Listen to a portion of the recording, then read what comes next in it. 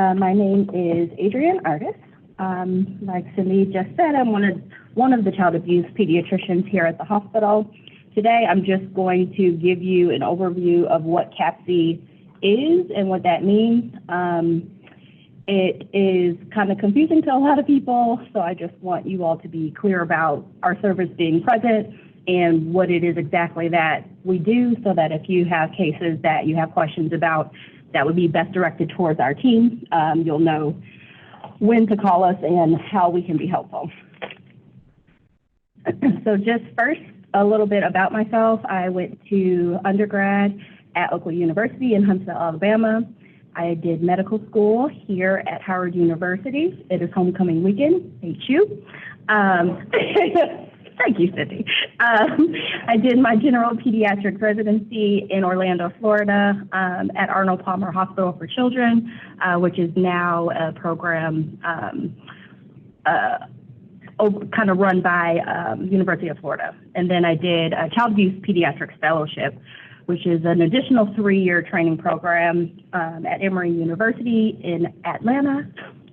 And they have a program that works with Children's Healthcare of Atlanta as well. So I explain that to say that child abuse pediatrics is a subspecialty of pediatrics that is a board certified subspecialty. So we do have to actually sit for an additional board exam to become a board certified child abuse pediatrician, specifically after completing the general pediatrics board certification. So all of the child abuse pediatricians in our department have both of those board certifications. So first, when we're talking about child abuse, let's kind of start with the basics of defining child abuse and neglect. So any recent act or failure to act on the part of a parent or caretaker which results in death, serious physical or emotional harm, sexual abuse or exploitation, or an act or failure to act which presents an imminent risk of serious harm. What I'd like to point out in this definition is that child maltreatment or child abuse or neglect, typically people firstly think of someone doing something harmful to a child, but it's also child maltreatment. If you're aware that a child is being harmed and don't do anything about it, that would fall into the category of neglect. So the scope of the problem and why this service is needed, because there are unfortunately lots of children in the United States who do suffer from child maltreatment. It is certainly a health risk for our young people in this country. In 2015, there were about 676,000 children who were victims of child maltreatment, and that's just including the number that were actually reported to Child Protective Services. We know that there are an unknown number of children who don't have a report that's made, so those don't actually get counted in that number. So that number is likely much higher. It's hard to say, but at least around that amount. For children who are maltreated, there are about 1,580 deaths related to child maltreatment. So it's not just something, that we can overlook, because there can be that ultimate risk of a child being injured to the point that they do not survive. The most common form of child abuse that is substantiated is neglect, 75% in 2015. About 18% were victims of physical abuse, and then sexual abuse at 8.5%. With sexual abuse, again, we know that sexual abuse is a form of child maltreatment that is a bit more personal, can be done in the dark, oftentimes doesn't leave any, physical finding that someone would be able to see. So if a child doesn't disclose, they're not old enough, they're too scared, they may not be reporting that sexual abuse is occurring. So this number is likely much, much lower than the actual incidence of sexual abuse in this country. A lot of people think that the perpetrators of child maltreatment are strangers, and we have this notion of stranger danger and to look out for dark alleys and things like that, but actually most perpetrators of child maltreatment are the parents, and that's related to the parents having the most access to the child, being around the child the most often. If a child is sick or irritable, that parent is the one who's going to experience all the stress related to raising a child versus a stranger, on the street taking a child and abducting them or sexually assaulting someone. Certainly those things do still happen, but by far and away the most, the perpetrator is most often the parent or a close family relative, someone who actually has access to the child.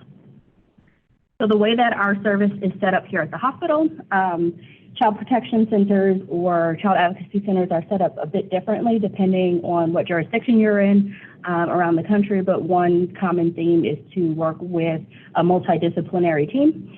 So for the city of DC, we have a MDT that we work with, and the Child and Adolescent Protection Center here at the hospital serves as the medical arm of that multidisciplinary response to child maltreatment.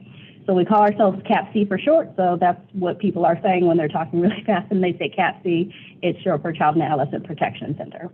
Within our clinic, we have mental health clinicians on staff, so we have licensed clinical social workers who at this point are trained to provide therapy services, so they actually carry caseloads of their own. And we just hired a new intake clinician who will be doing the intakes during our outpatient clinic visits, and I'll tell you a little bit more about the setup of the outpatient visit in a moment. We also have on staff a victim advocate. She is amazing. She does a lot of the liaison in between our clinic and families. If they have needs that aren't necessarily associated with something medical, maybe they have financial needs, maybe they have transportation issues with getting to appointments or just need referrals, want to discuss resources. Our victim advocate handles a lot of that, and she does quite a bit of community outreach as well so that folks in the community are aware of our center. She goes out into the community and also talks about child abuse so that the awareness about child abuse in general is made known. And then the medical providers, like I mentioned before, there are 3 child abuse pediatricians, and we have a sexual assault nurse coordinator as well. And the sexual assault nurse coordinator coordinates our acute response to sexual assault. So we have SANE nurses who cover our schedule, attempt at 24/7 coverage, so that if there's any acute evaluations that are needed for a sexual assault kid, if someone was assaulted within the previous 72 to 120 hours, then that nurse examiner can come to the emergency department and do those evaluations.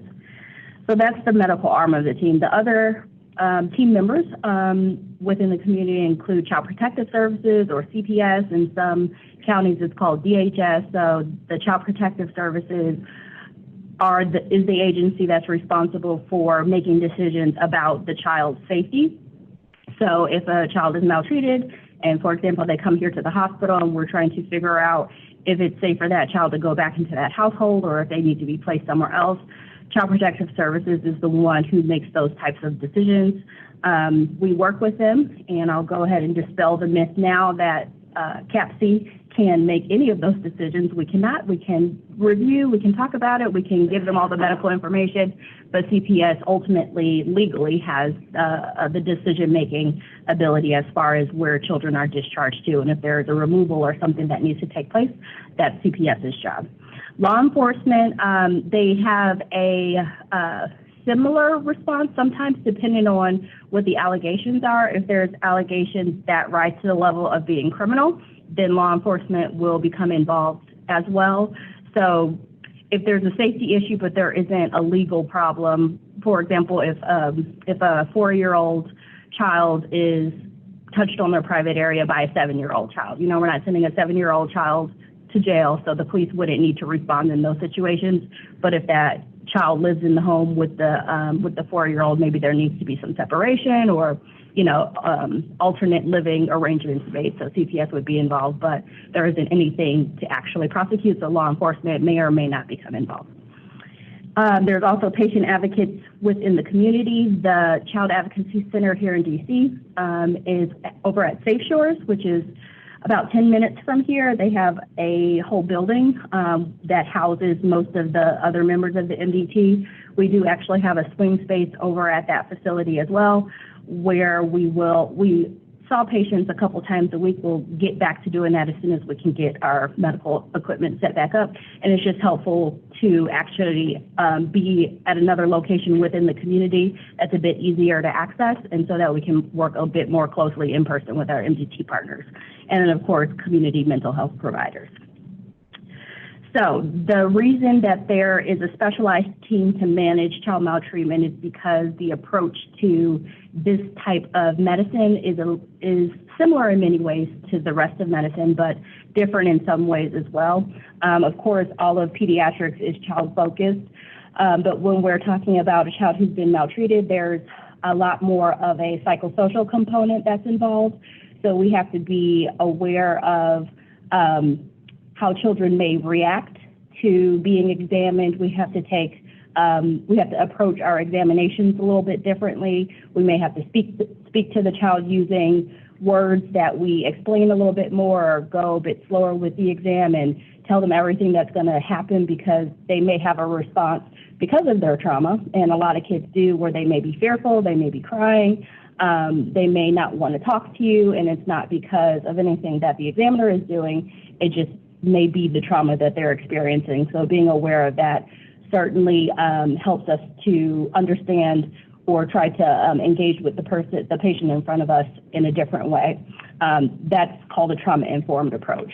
Victim-centered, what that means is, of course, we always want to be patient-centered, but when it comes to being victim-centered, that means that the priority during our evaluations is what's best for the child. So if a child comes in and, for example, they've been sexually abused, if I was thinking from a medical standpoint, the thing that I would want to do is to make sure I do a full and complete medical exam, and I would want to make sure that I get all the screening lab tests that I can get to make sure that the child doesn't have any physical ailments or have anything that needs to be further addressed with treatment. However, when it comes to kids who have been victimized, completing an entire exam, including an anal and genital exam, right at the very first time that I meet a child may not be the best approach. I may want to see what's going on so that the evaluation is complete, but they may be fearful because of something that's happened to them and may not be comfortable with that part of the exam on that first meeting. So that type of thing is something that we have to learn to be okay with and work around, and have other ways to make sure that evaluations are complete. That's similar with lab testing. Sometimes parents, they don't want to get every single lab. Poking a child to get screening for HIV, we know that that's very important. It can have long-term effects, but the parent may say, I don't want my child to have a needle today. So, we'll have to get that child back in on another day, or send them to a pediatrician that they're more comfortable with, things like that. So just kind of readjusting our mindset to make sure that the child is at the center of our decision, and their mental and emotional well-being are at the forefront, as well as their physical health. And I will add that the vast majority of children do just fine with our exams. It seems like an invasive and worrisome exam, but because of being trauma-informed and victim-centered, most of our kids do just fine, even with the anogenital exam, even with the equipment that we use, because of the way that we approach the evaluation and explain everything beforehand. A lot of people are terrified that the exam is going to be so scary and painful, and it's just genuinely not true in most cases. There are some cases that are difficult, but most kids do just fine. So the role of the child abuse pediatrician is to evaluate and assess cases of abuse, suspected abuse, and neglect, and then to approach cases as a diagnostician, investigating medical, social, or abusive causes for injuries and neglect. As I mentioned before, child abuse pediatrics is a subspecialty of pediatrics. Typically, I'll describe myself as a child injury specialist if I'm doing evaluation for something like a physical abuse case. It can be off-putting, as you can probably understand, to walk in the room and call myself a child abuse pediatrician. There are many, many, many cases that we evaluate that end up being undetermined as far as, whether there was maltreatment or not, or simply likely an accident. So in order to engage in conversation, just certainly not covering things up, but just saying in a way that is more descriptive of what our role actually is. That's why I'll call myself that. And our evaluation, again, is done in a way that is forensically sound, meaning that we want to write our documents, take our photographs, do our examination in a way that if our document ends up in court, which it oftentimes does, we're able to explain to the judge or, the attorneys, the jury, what the medical evaluation consisted of in a way that can be an explanation in court and actually serve its purpose. One more thing I wanted to say about the role of the child abuse pediatrician. I mentioned in the previous slide that we work on the MDT, and there are differences between CPS, Child Protective Services, and child abuse pediatricians. So as a pediatrician, because we are a medical subspecialty, my job is to look at the medical information that's available and make an assessment. For example, if there's an injury, is that injury something that could have resulted from what the parent said caused the injury? When we're worried about child abuse, a lot of times parents will be misleading about what may have happened. They may leave out information. They may not want to tell the truth at all. They may say nothing at all happened. So my job is to be aware of what causes certain types of injuries based on child's development and, the circumstances that are presented. Is it reasonable that what is presented is consistent with an accident? And if it's not, what are the reasons that this points towards abuse? So it certainly is more of a medical specialty. We work very closely with our radiologists and our trauma team, hence why I am here today for this presentation. The trauma team, they are my faves. The trauma nurse practitioners, the trauma social worker, I just really enjoy working with them. They do such an awesome job admitting these patients. CAPC doesn't have its own admission service. Our NAT workup cases that actually need to be admitted are admitted through the trauma service, and they'll consult us, so we work hand in hand very, very often on these cases. So categories of maltreatment that child abuse pediatricians evaluate include physical abuse, so head trauma fractures, skin and organ injury are among the most common. Sexual abuse, including commercial sexual exploitation of children or CSEC or sex trafficking.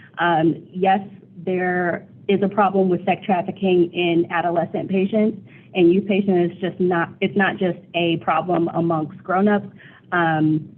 I just saw a sex trafficking case this week, actually.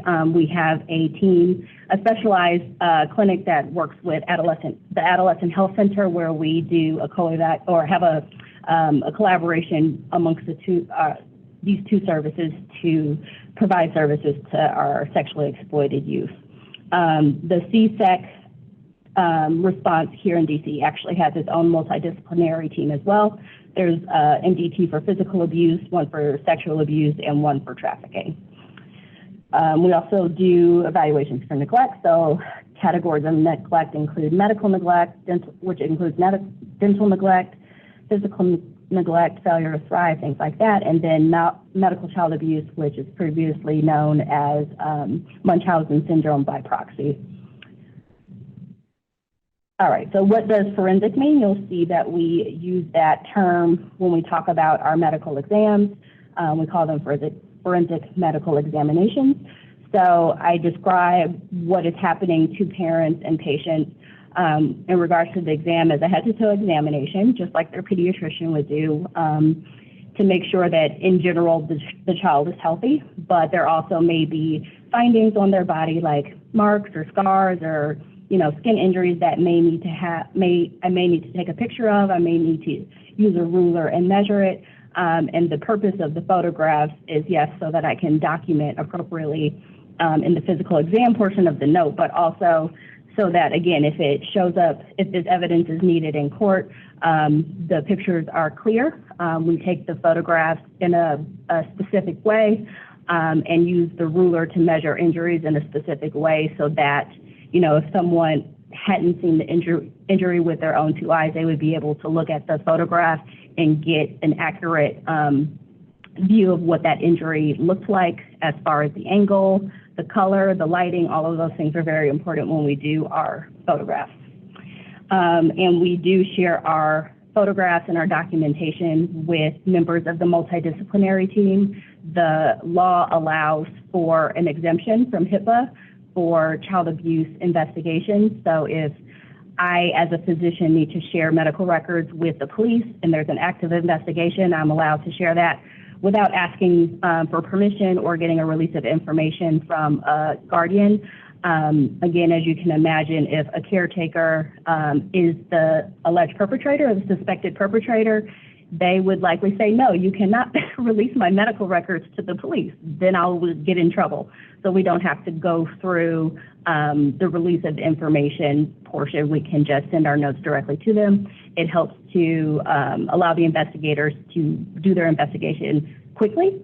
Medical records is notoriously slow. I think that that's probably the case everywhere, but waiting for medical records to send records months and months later is not helpful for the child who's in a dangerous situation. So we can send them information right away and share back and forth, and that's the same with their investigation. They're allowed to speak with us about things they may have seen in the home or people they may have talked to if they have updated histories that they want to understand. If, you know, maybe this is a better explanation, they can talk to us about it, legally speaking. So forensic evidence is anything that can be admitted to court for the purposes of the judge and jury to consider when they're attempting to hear a case.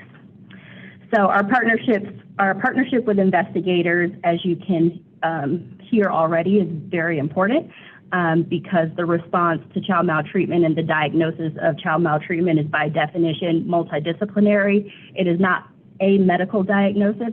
That's part of it.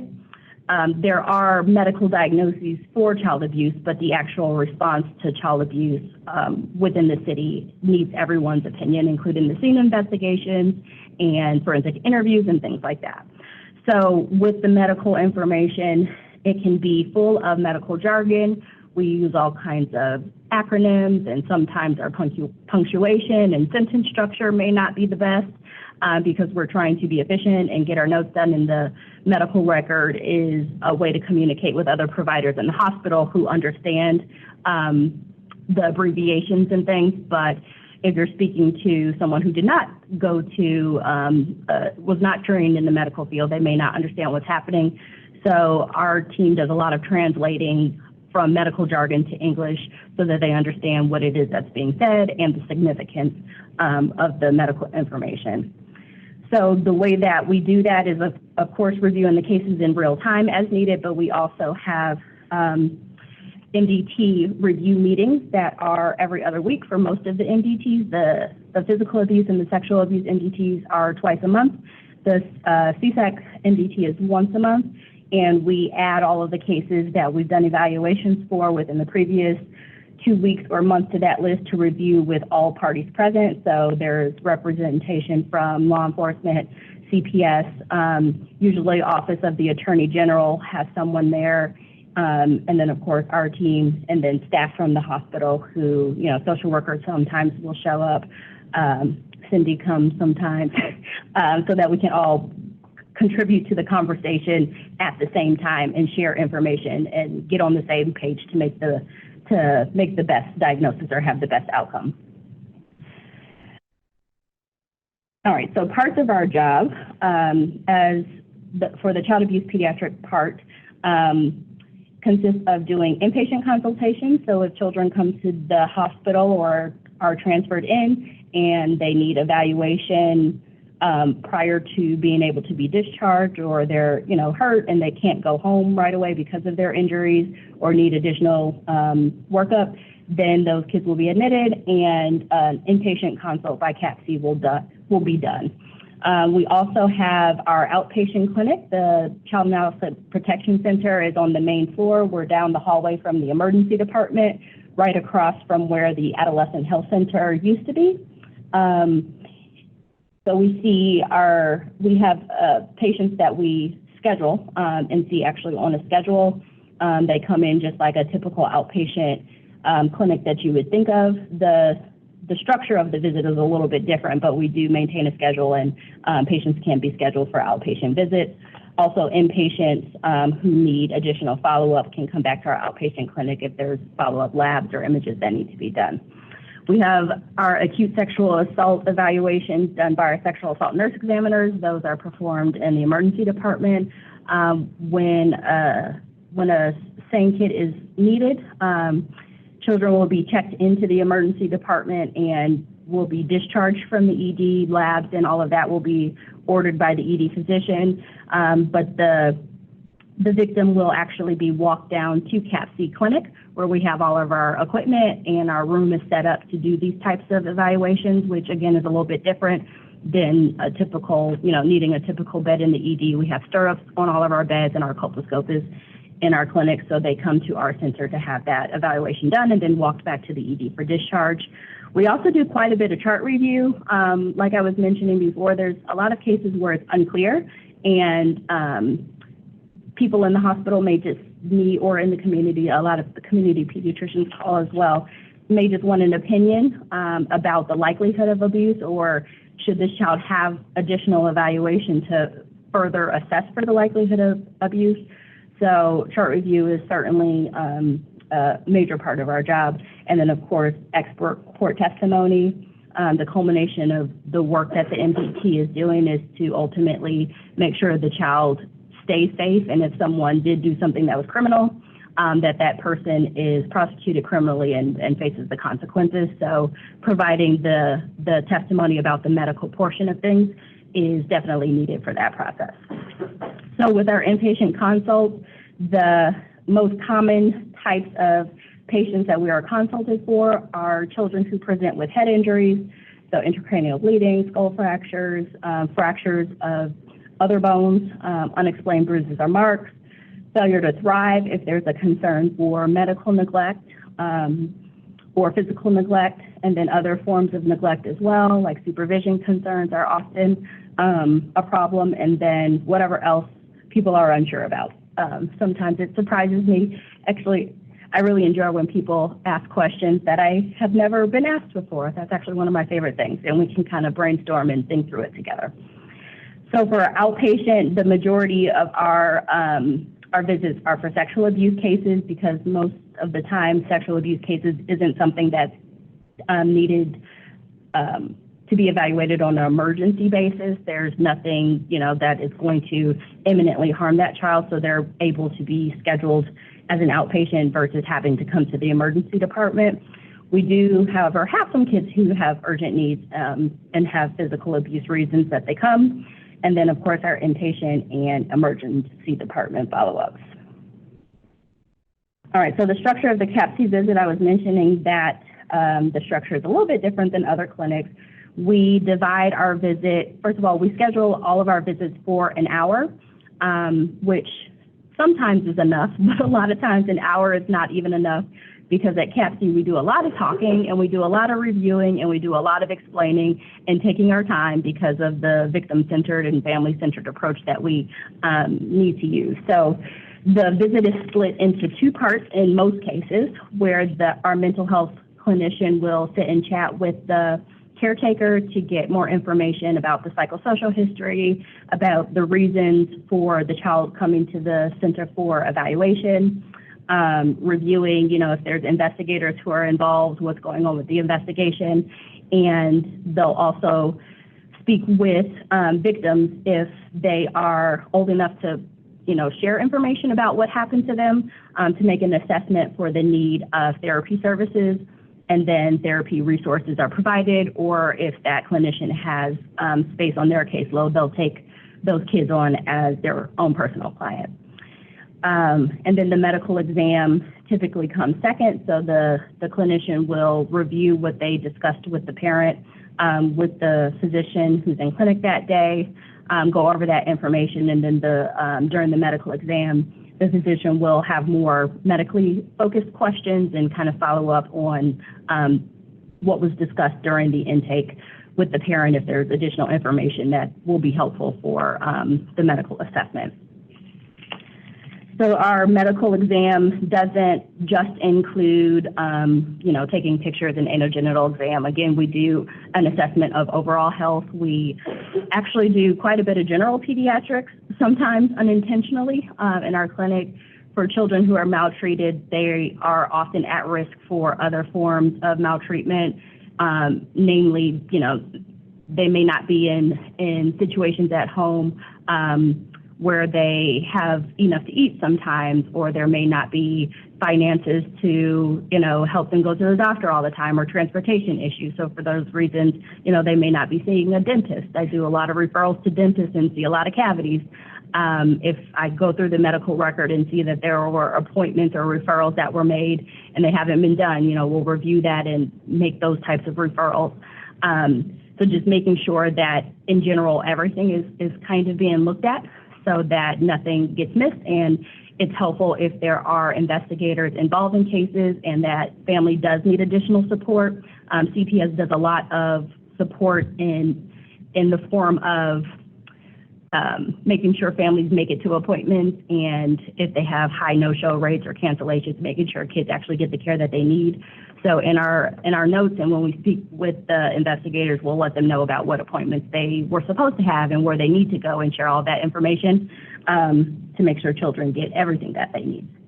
So the purpose of the exam, of course, is to ensure the health of the child. Again, document any injuries or other physical evidence that may be present. And like I was just mentioning, children who are in abusive homes are at greater risk of having other inadequately treated health problems.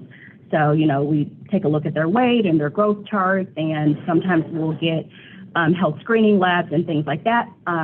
If they don't have a pediatrician, kind of get things started if there's concerns, and make referrals for pediatricians if that's needed.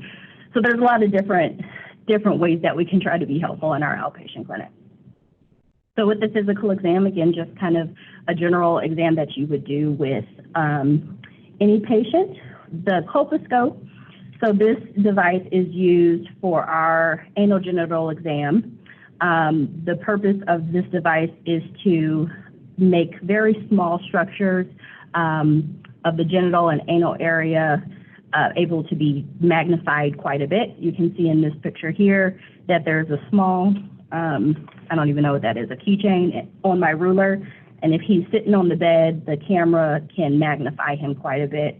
So just in real time, the image can be magnified, but once the picture is actually captured, there are a lot of different adjustments that you can make to the picture using the software on the equipment that we have. It looks very big and bulky, but it is very helpful because this machine is mounted on wheels that can make it into small corners. The camera itself is mounted on this arm that is adjustable 360 degrees at 2 joints. So getting any angle that you need is pretty much possible.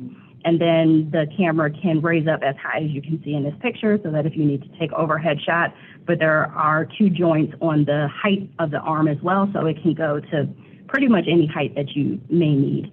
So that's very helpful to get it into the tight space where we have to sit to do this exam. I also like to use this equipment for our physical abuse cases because the quality of the camera is so good, and it uploads our pictures automatically to our network drive.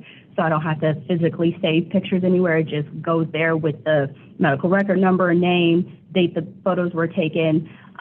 Because we have to share our pictures with the investigators, that's helpful because it's in a file and I can share the folders with investigators, and it just makes the process a bit more smooth when we're using the colposcope. I am happy to say we have 2, one for each exam room, so we no longer have to share. So our acute sexual assault evaluation, this is the time-sensitive one. If someone is assaulted within the previous, typically 3 days is the cutoff, but depending on circumstances, may be up to 120 hours. But the reason that it is time-sensitive is because of the likelihood of DNA evidence being collected decreases dramatically as time goes on. So the sooner a victim of sexual assault comes for care, the more likely that DNA will be recovered. So the way that DNA is recovered is with a sexual assault kit.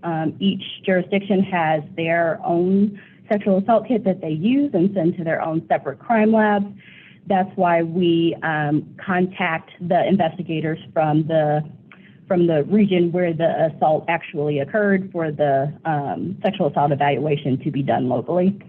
And then, of course, we want to meet the medical needs of the victims as well. So we do screening for sexually transmitted infections, give prophylactic medication, and medication to prophylactic for pregnancy. So don't worry about the busyness of this. This is just, again, explaining that when a victim presents for care after acute sexual assault, the first thing we want to ask is, are they okay? Is there anything emergent that needs to be done as far as their health? But if they are stable, then we identify, when I say we, in the emergency department, they identify the jurisdiction where the assault occurred. If it did occur in DC, our sexual assault nurse examiners are funded through a grant by the Office of Victim Services and Justice grants. So our sexual assault nurses are funded to get paid for DC, local sexual assault evaluations. So CAPC is consulted by the emergency department to get the response going as far as getting the same nurse to come in if that person is requesting a sexual assault kit and meets the criteria for having that evaluation done. So what exactly is in the kit? It goes by a few different names. One of them is PERT kit, but we typically call it a SANE kit in CAPC. It's a package of materials that are needed to obtain DNA evidence or recover evidence from a person's physical body. So this is not the DC one, but this is just an in general. They pretty much have the same contents. It just may be labeled a little bit different, but typically every jurisdiction includes certain things. So you'll see here that there is a case that it comes in, like a package where everything is inside, and there's envelopes, there are labels, there are combs, and other envelopes, cotton swabs, bags, things like that, and all of those things are needed to recover the evidence. So you can not see here, but believe me when I tell you, what's on the fronts of the envelopes are pre-labeled envelopes with different parts of the body. So, for example, mouth or breast or legs, so that when the swab is obtained, it can be placed into a pre-labeled envelope. Of course, if there is something that is outside of what has been thought of, there are envelopes that can be labeled by hand. The sexual assault nurse has to take a lot of time setting up everything and getting everything arranged to keep things straight. When obtaining DNA evidence, the cotton swab is, swabbing over the area where there may be foreign DNA in an attempt to capture it and send it to the crime lab. Yes, I think that's what's important about that. So as far as mandated reporting goes, here in the hospital, folks who work in the hospital, not just the physicians and interns and residents and nurses and all of that. If you are working and providing care in the setting where children are being treated, such as a children's hospital, we are all mandated reporters, which means that if we become aware of information about a child being maltreated, or there is a reasonable level of suspicion that is occurring, then we are mandated to make a report to authorities. Typically, we'll call CPS, but that report can be made to CPS or the police. The person who received that information, or the first person to become aware, is then responsible for making sure that report happens. That doesn't necessarily mean that person has to be the one who makes the phone call itself, but it is technically their responsibility to recognize that report has been done. So, if in a certain unit, the social worker on that unit is the one who's responsible for making CPS reports, having that conversation with them reviewing the information, they will, need to understand what the cause for concern is. They may go in and try to obtain additional information, but, going by the protocol of a certain unit, that the social worker makes the report, or maybe the resident typically does it if it's their case, just ensuring that report is actually done. The failure to report suspected maltreatment is actually a misdemeanor, so you can get in trouble for not making a report. However, I know it seems very scary, but the reason that a report should be made is if you have a reasonable suspicion, which is a pretty, it can mean a wide variety of of things. The law is actually in support of people making reports when they have a reasonable suspicion. If you are wrong, or you're worried that I don't know for sure, or I don't have all the information, you don't have to. You just have to have a reasonable suspicion, and there is protection under the law for reports who are made in good faith. So if you really thought that something was going on, you made the report because you wanted to make sure that a child was safe, and it turned out to be, the child was okay and the information was, wrong or whatever else, you won't be in trouble for making a report that's done in good faith. So with our expert court testimony, just like when we do our multidisciplinary team reviews, we are also teachers to the judges and jury in court. When we get subpoenaed to go to court, it's not because we are on trial or because anyone is going through the way that our assessment was done to try to, pick it apart and say that we did something wrong. It's really so that we can, again, translate what happened in the hospital, why the evaluation was done, what the information means, so that the judge and jury can understand why child maltreatment is a concern and how the medical information supports that concern. So with our documentation, if you've not come across CAPC, especially inpatient documentation yet, when you do, you'll see what I mean. Our documents can get a little bit long because we're trying to include all the information that we can. We sit for long periods of time in some instances to obtain history from caretakers, especially in instances when we're speaking with a caretaker who we're suspicious may be the maltreater. Getting those details from them is very important, even if they spoke to the physician in the emergency department or spoke to the admitting physician. When we do our evaluation and speak to them, we go back over everything most of the time and try to understand the timeline of things. And the reason that we do it that way is because we know that our document is going to be helpful for the purposes of the investigation, but also because we want to make sure that if we're making a diagnosis of child maltreatment, that we have all the information to make that diagnosis and we're not raising a concern about something that we just didn't ask the right questions about and maybe there really was an accident, because we certainly don't want to accuse anyone of maltreating their child if that is not what happened. So getting those timelines right away is very helpful. You may have heard that when histories change between providers or the parent changes their story when they talk to the police versus when they talk to CPS, having documentation of what was said in one version of the history to the doctor is helpful so that it can be compared to the information that's later provided, just in case, something like a story changing happens.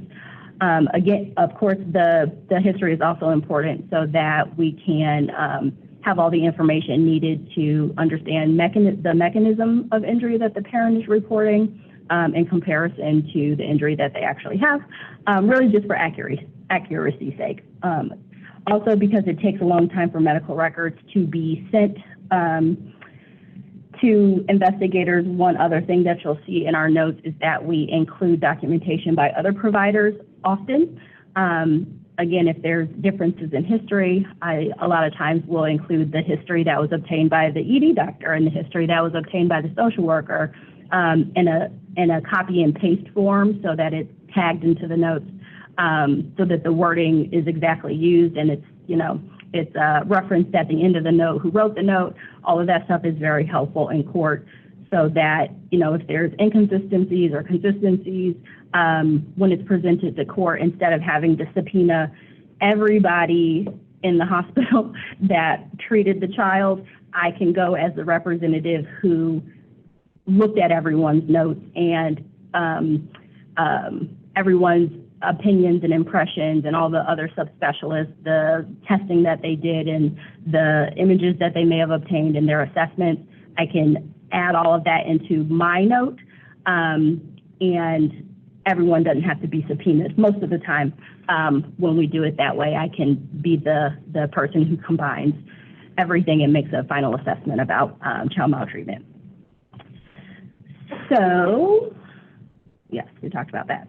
In summary, Child abuse pediatricians, we are a medical specialty. We work very closely with our MDT partners to make sure children who are maltreated get the medical care that they need.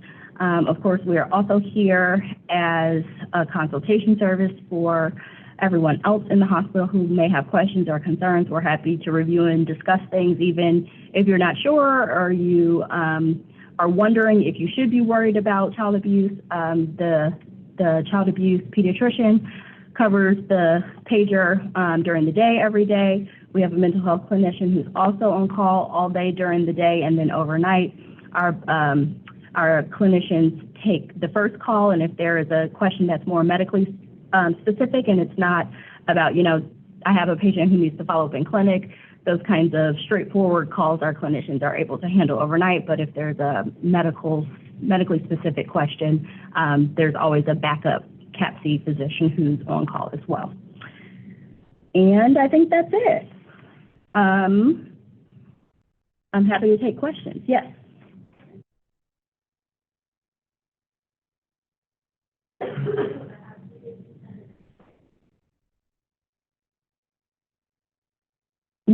So the question was, how does informed consent work when it comes to sexual assault evaluation? So children who are, okay.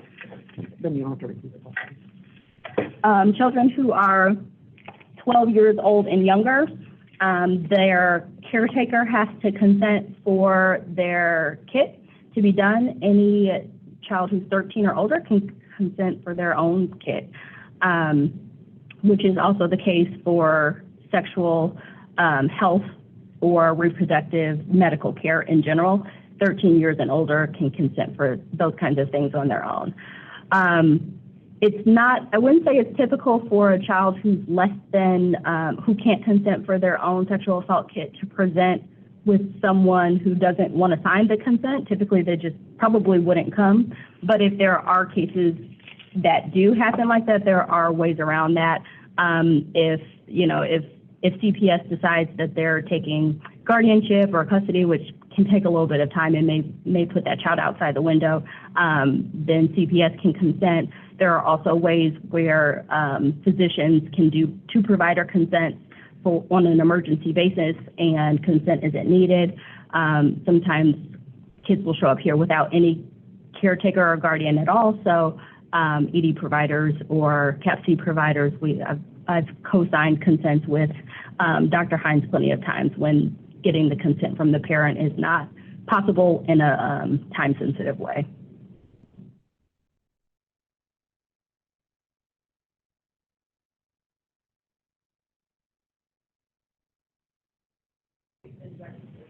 Yes, so the question was, if the parent is not agreeable, is there some sort of sheltering that can be done? So yes is the answer to that. Again, it can kind of take a little bit of time. So Child Protective Services, again, they're the ones who are legally able to make changes to guardianship, which means that the guardian is the one who will sign consents for medical evaluations and testing and treatment and things like that. So that can be done by CPS on an urgent basis. Sometimes that can be done by the next morning. In order to make changes legally, they have to actually present that before a judge, which is, it's not like a typical court case, but they have to actually provide information where the judge, legally can see that there's a reason that we're taking the parent decision-making ability away, which is not a small thing to do. CPS needs to do it sometimes, but we don't take it lightly to have parents not be the decision maker for their child's medical care. But if that parent is refusing care that is needed, or they're the suspected maltreater and they're not cooperating, then those kinds of things can be done and are done. We also have, what is the specific language you say to parents if you suspect maltreatment or abuse? That they're the maltreater or the abuser? I think just in general. Okay, I'll answer both. Yes, I'll answer both. So if there is a parent who's bringing their child in and they suspect that someone else is the maltreater, honestly, the answer to both is to be very honest. I have become even more straight. Actually, I haven't always been straightforward, but I've become very straightforward. And I think that parents respond well to conversation that is frank. Of course, you know, taking care to explain things and be compassionate and understanding and all of that, but just kind of saying things how they are ends up being the most helpful, because what we don't want to do is appear like we're holding something back, or we're not telling something to them, or we're trying to deceive them, because we want to partner with parents if they're not the maltreater, so that we can get what we need done for their child. And the parent in those situations is most of the time the best advocate. So just kind of saying, you know, I think that this injury, it doesn't match up with what that person told you happened, or this looks more like abuse. I've definitely had that conversation many times. It makes parents upset, of course, but it's actually a little bit reassuring when a parent becomes upset about hearing information like that versus being really okay with it. That would actually be a little bit more worrisome, because we want parents to be protective and take steps needed to make sure that their child is safe. Everyone responds differently, so not becoming upset doesn't mean anything, but seeing that that parent is understanding what you're saying and has all the information to make the best decisions is certainly the best way to go. Now, when the parent is the suspected maltreater, those are so interesting. I find it absolutely fascinating doing consults and speaking to a suspected maltreater. I think that whatever is going on psychologically with them is, that pathology is just so, how they can sit there and you ask them a question and they tell you an answer, and you know it's not true, they know it's not true, they know that you know it's not true, and they continue to tell that answer. My favorite follow-up question is, and then what happened next? Or tell me more about that, because what I want to do is have them provide information to me where, you know, if it's something that's not true, likely they won't be able to provide clear information about a history or give a history that makes any sense. So I'm writing all of that down. We do a lot of quoting in our notes. We do our best to get direct quotes from parents about what it is that they're saying. So when they're the alleged maltreater, I don't typically take the approach to call them out and say, I think you're lying. I don't think that is actually very useful, because, again, that shuts down the conversation. They're not going to want to say anything else versus tell me more about that. Just to keep them talking and explaining things, it just provides more information to help confirm what they're saying, or confirm that the injury is reasonable based on what they're saying, or have additional information to confirm that it's unreasonable. Can you explain reporting sexual assault in another state, like other than DC? Yes. So if someone reports that a child was sexually assaulted in another state, the first thing to do would be to try to figure out if the parent knows what city. It's really helpful if they know the name of the alleged perpetrator and their address. When making a CPS report, all the demographic information that you can obtain is helpful for making that report. But what will need to happen is that report will need to be made locally to the local CPS where the incident occurred, and that can be done by honestly Googling CPS numbers based on cities and getting the county and finding out what phone number to call locally. What happens a lot of times if that child is here in DC and assault or abuse occurred in a different jurisdiction, if there's additional information needed from the child, for example, a forensic interview, which is where CPS or police ask for a formalized interview of the child, which is, you know, a very structured and research-based way of asking questions based on a child's development and things like that. And it's recorded, and it's also forensically sound, so that information can be used in court as well. But the forensic interview may need to be done locally. The medical evaluation and all of that may need to be done here in DC. So the agency in the other state or the other jurisdiction may ask for something called a courtesy interview or courtesy investigation. So they'll contact DC investigators to kind of be their eyes and ears here or take care of the parts of the investigation needed locally where the child is. But the actual case will be investigated in the jurisdiction where it occurred. Call a social worker. If you're not a social worker and you have that question, find a social worker or call us. Are the parents in the room when you do these exams? Most of the time, yes.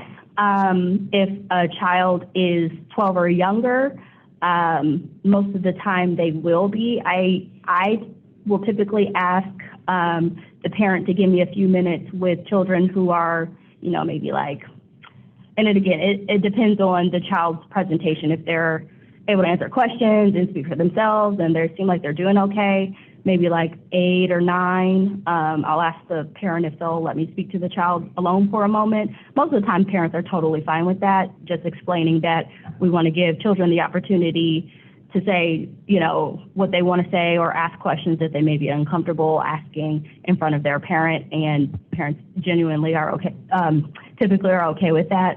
As far as the examination, we are, and it's a hospital requirement, not a CAPC requirement, to have a chaperone offered to the patient. If they're a teenager, I will offer it to them. If they're not a teenager, I will have a chaperone standardly.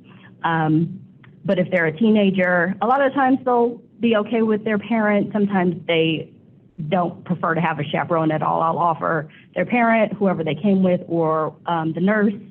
When Tanya's around, I'll have her come in sometimes, but it depends on age and development. But yeah, teenagers get a little bit more decision-making in those situations. All right, so we have 2 minutes left and 2 more questions. Okay, I'll talk faster. Our online audience has lots of questions, Okay, which is great. How do you become aware of the Munchausen by proxy cases? So we are a referral-based service. We become aware of all of our patients based on referrals. Most of our referrals come obviously from in-hospital, so the ED department being the number one, but of course inpatient teams call us as well if something happens when they have a child already admitted to their service. And then of course we get referrals from CPS and the police and things like that. What was the question again?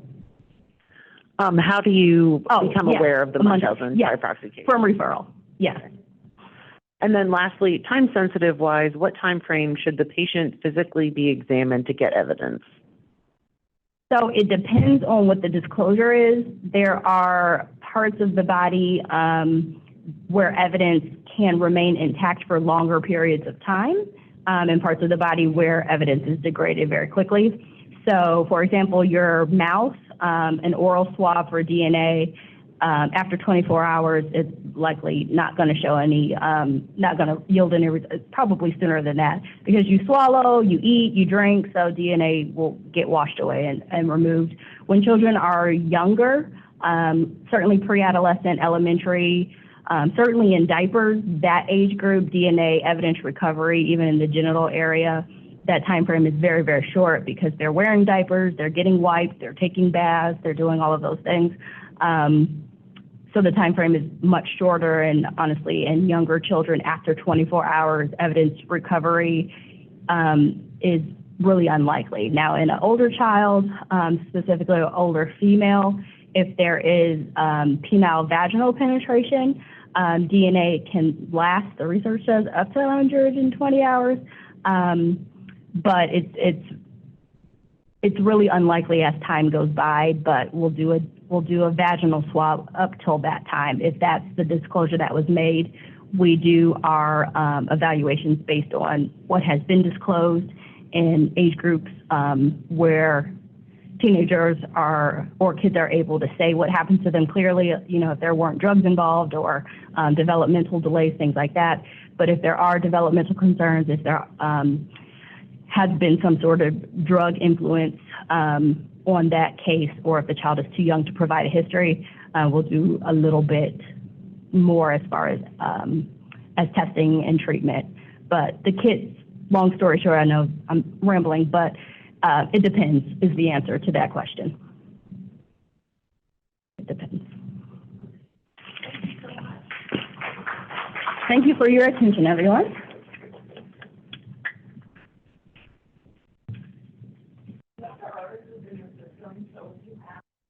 Questions, you can either email me and I'll ask her, or you can email her directly.